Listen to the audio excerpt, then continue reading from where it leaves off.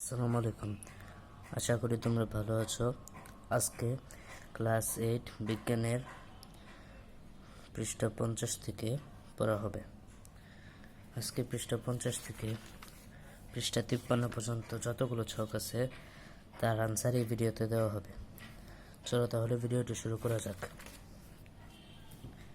প্রথমেই পৃষ্ঠা 50-এর উপরের দিকে একটি ছক আছে। এখানে প্রশ্নটা দেওয়া আছে যে এবার ভেবে দেখো তোমার শনাক্ত করা অঙ্গসমূহের কথা। উদ্ভিদের বিভিন্ন অঙ্গের কি কি কাজ তা তো ইতিমধ্যে জানলে। এবার কোন অঙ্গ কোন কোন ধরনের টিস্যু দিয়ে গঠিত অনুমান করার চেষ্টা করো তো।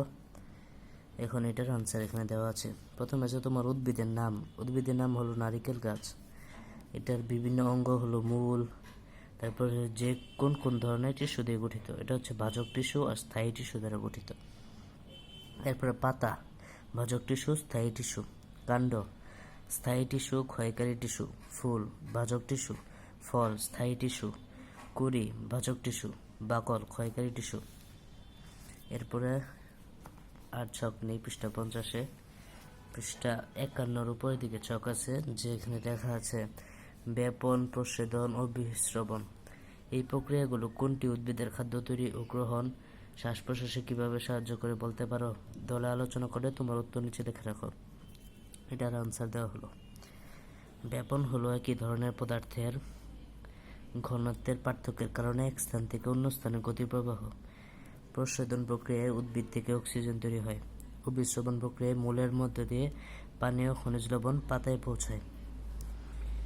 এরপরে পৃষ্ঠা 51 নিচের দিকে ছক আছে একটা।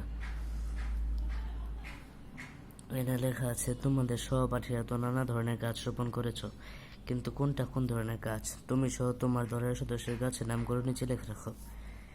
এখানে আছে দলের সদস্যদের নাম আর এখানে কি কি গাছ রোপণ করেছ। প্রথমে বলা আছে তুমি সহ, মানে এখানে নিজের নামটা দিয়ে দিবা। আমি কি গাছ রোপণ করেছ, দিলা নারিকেল। এরপরে এখানে তোমার দলের সদস্যদের নাম লিখবা আর এখানে গাছগুলো লিখবা, যেমন জাম, গোলাপ, আম, লিচু, বট। এরপরে পৃষ্ঠা 52-তেও এখানে দুইটা আছে, দুইজনের নাম দিবা আর দুইটা গাছ দিয়ে দিবা, কদম, শিমুল। তোমরা চাইলে অন্য কোনো গাছও দিতে পারো। এরপরে পৃষ্ঠা 52 নিচের দিকে ছকটা আছে। এবার তোমাদের কাজ হলো তোমাদের দলের প্রত্যেকের বন্ধু গাছটি কোন শ্রেণীর অন্তর্ভুক্ত তা শনাক্ত করা। বিভিন্ন শ্রেণীর বৈশিষ্ট্যের সঙ্গে মিলিয়ে দেখে সিদ্ধান্ত নাও।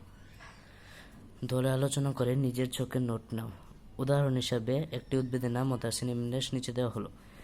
এই যে এখানে উদাহরণটা দেওয়া আছে যে শিম গাছ, সপুষ্পক উদ্ভিদ, আবৃতবীজী উদ্ভিদ, দ্বিবীজপত্রী উদ্ভিদ। এখানে এতগুলা লেখার জায়গা ছিল না, বিধায় এই প্রথমগুলা দেওয়া আছে। এখানে তোমার দলের সদস্যদের নাম নিজের সহ বাকি জনগুলার দিবা।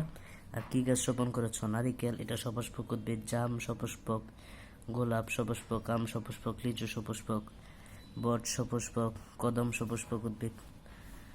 এটাই। এরপরে পৃষ্ঠা 53-র নিচের দিকে একটা ছক দেওয়া আছে। এখানে লেখা আছে পুরো শিখন অভিজ্ঞতা শেষে মানুষের সঙ্গে গাছের কি কি মিল খুঁজে পেলে। নিচে লিখে রাখো মানুষের সঙ্গে যা মিল পেলাম। এই পুরো অভিজ্ঞতা শেষে মানুষের সঙ্গে গাছের যে মিল পাওয়া গেল তা হলো উভয় জন্মের পর খুবই ছোট ও দুর্বল থাকে, সময়ের সঙ্গে সঙ্গে উভয়ের বৃদ্ধি পায়, উভয়েরই খাবার ও পানি প্রয়োজন এবং অবশেষে উভয়ই মারা যায়। আজকের ক্লাসটি এই পর্যন্তই। ভিডিওটি ভালো লাগলে চ্যানেলটিকে সাবস্ক্রাইব করো এবং ভিডিওটিতে একটি লাইক দিও।